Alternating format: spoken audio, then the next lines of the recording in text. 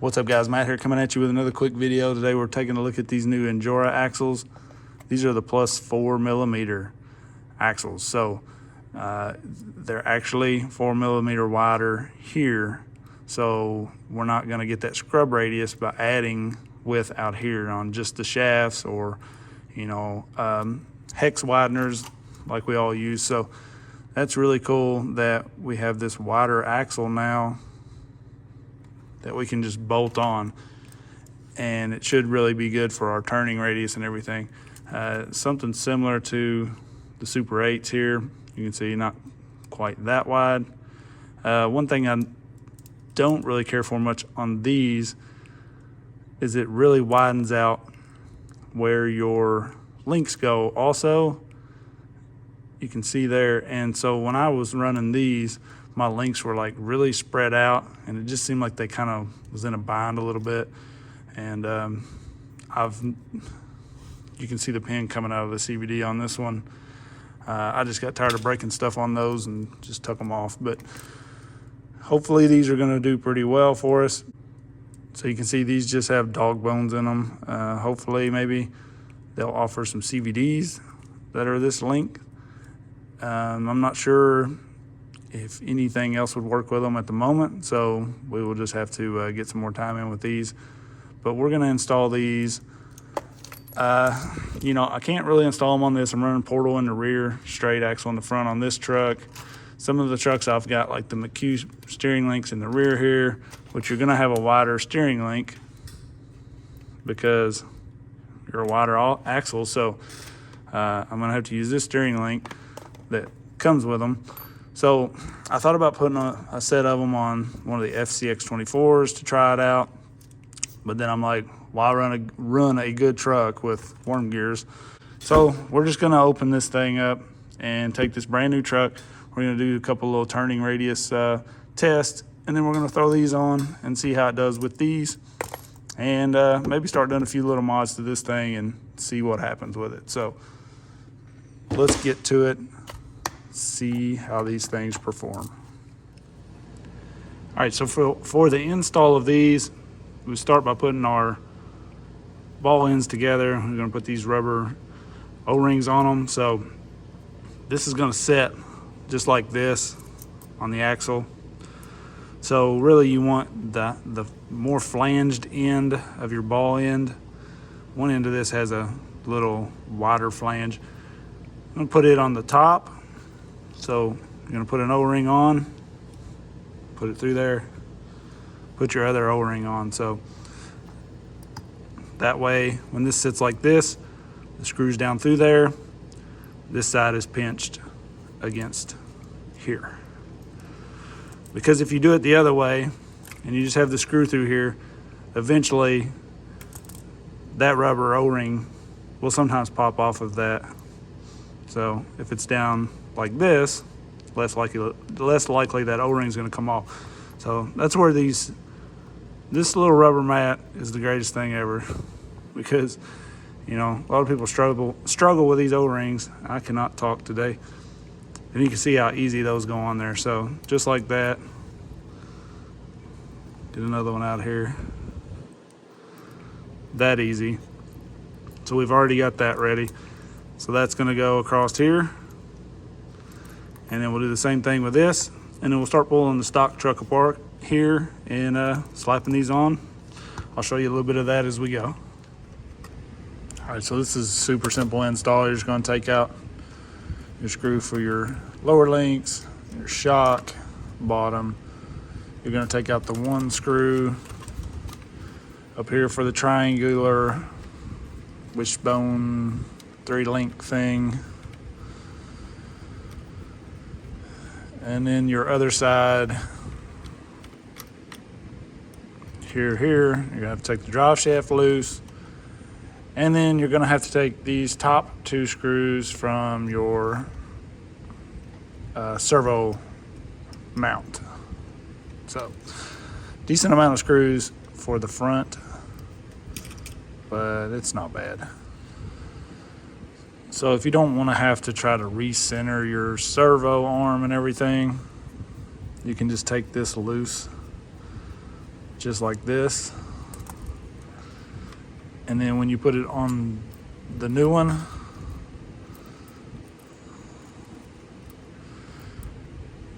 you can go ahead and just connect this. Go ahead and put your screw in before you mount everything else up.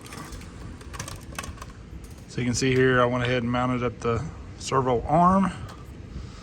So now we'll just got to get these screws back in. Now this will kind of be the hard part because your arm is going to be in the way a little bit.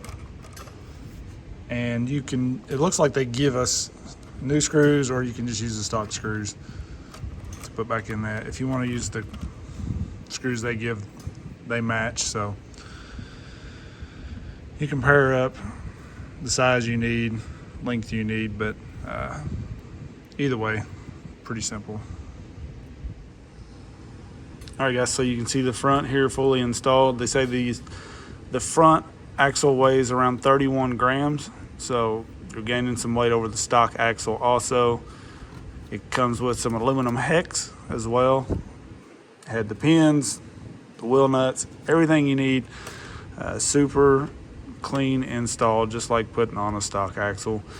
You have good thread left on your wheel nut after putting these together.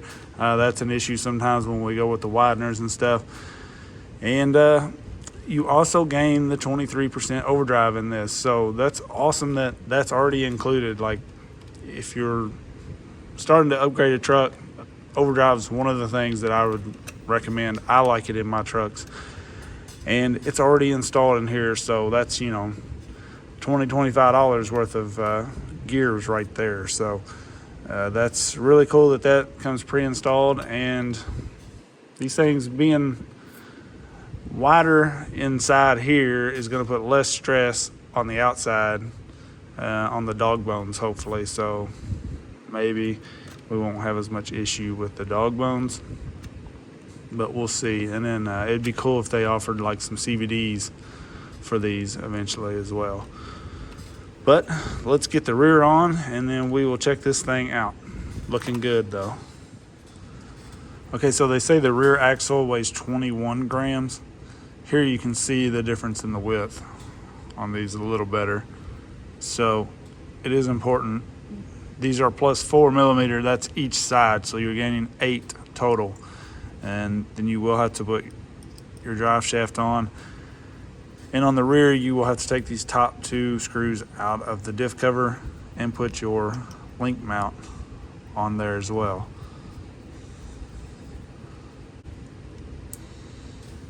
So you can put that on there just like that. Put your 2 screws in, and we'll be ready to install the rear. All right, so here we got the rear installed as well. Looks really nice and clean with that red. I think the red just works with this pretty well. But one thing to note is I don't always mention little things like this, and I get a lot of new people viewing the channel and videos and stuff, and I should probably mention this stuff more often. But do not crank down your wheel nuts on these trucks. If you're coming from 10th scale and stuff, you know, a lot of times we crank the wheel nuts down on those pretty good, and these, you just need them snug. Look, you can see that's not very tight at all. You want to make sure these can turn nice and easily.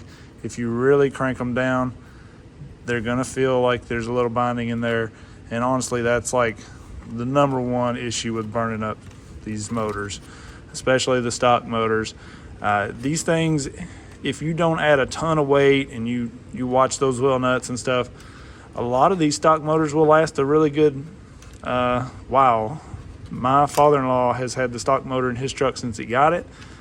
That thing he's had it for at least 2 years, and at the time we bought it, we got it for him for his birthday, and at that time you couldn't even really get these things. They were selling out everywhere and on back order, and we actually bought his used off of eBay, and it came the way it was. You know, it was a completely stock truck, but it had been slightly used, and he's still running the stock motor in it. So the stock motor will last. Now, some of them are just duds. It's like with anything. It comes out of the box, and it just, people get a day out of it, and it's dead.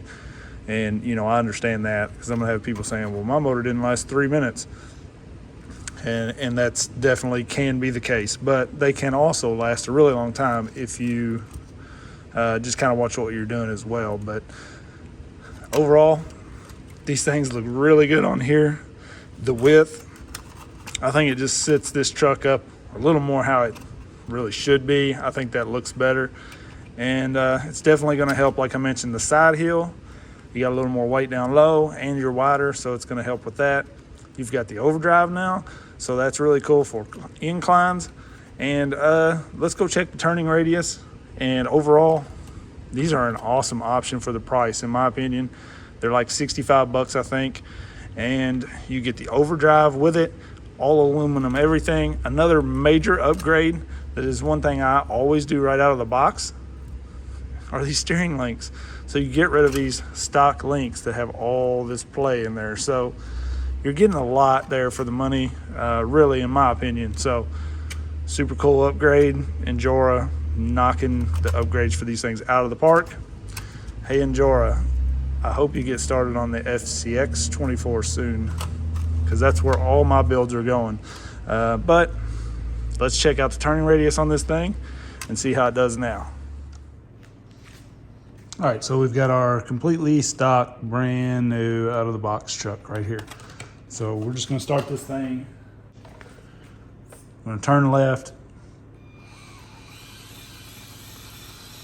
and see where we end up.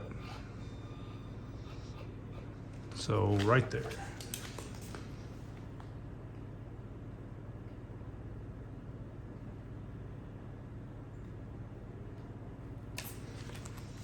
All right, so that's our stock mark. Let's do the same thing from over here. Go to the right, see about what we get. And we do have the dual rate knob all the way up. So we're getting our max steering. Looks to be quite a bit better to the right, actually.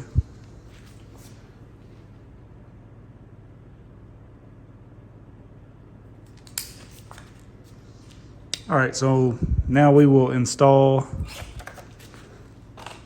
the new axles and see how it does with the new +4. All right, so everything turning nice and smooth. Let's see how we do. Turned left. We are actually just inside of our old mark. I think you can see that. That was the outside of the tire earlier with the stock. We are now a tire width inside. So a little bit of improvement on our turning. So let's try the other direction, see how it works with the other direction. All right, so now we're going to the right here.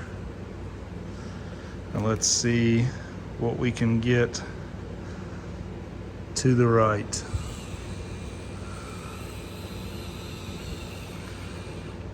And we are slightly worse, about 2 tire widths worse, turning to the right. So we gained a little bit to the left, a little worse to the right. I kind of figured we would be worse, honestly. With the overdrive, that usually kind of helps a little bit. You're dragging the rear end around and you get a little better turning radius. So that's probably why we're kind of back and forth. You know, we gained a little one way, but maybe not the other. So it's kind of a wash, honestly, in my opinion. With the wider width, I think it's worth it. All right, guys. So in my opinion, this is a really good upgrade. Good price for kind of what you're getting. You know, you're gaining weight down low. You're getting your aluminum steering links, which are, like I said, highly needed on the SCX24. These links, so much slop in them. You're getting the overdrive gear already installed. So pretty good upgrade. I would honestly even like to see these released in a plastic housing. I like my plastic axle housings. Plastic seems to slide over the rocks better to me, in my opinion. It gets hung up less. So, you know, I can handle the aluminum steering links and even the diff cover, definitely the steering links, but maybe even offer that in a plastic housing. That would be cool. But overall, this is a great way to widen your truck and not be putting extra stress and bind on things. So definitely a good way to widen the truck, and a lot thrown in there for the money. You know, just the fact that they throw the overdrive gear in there, that's really cool too. So definitely check these out. I'll put a link in the description for these, and we will get on to the next upgrade, guys. A lot of stuff coming up. Don't forget to like, subscribe, click the bell so you get notified of all this stuff, and let me know what you want to see. Peace.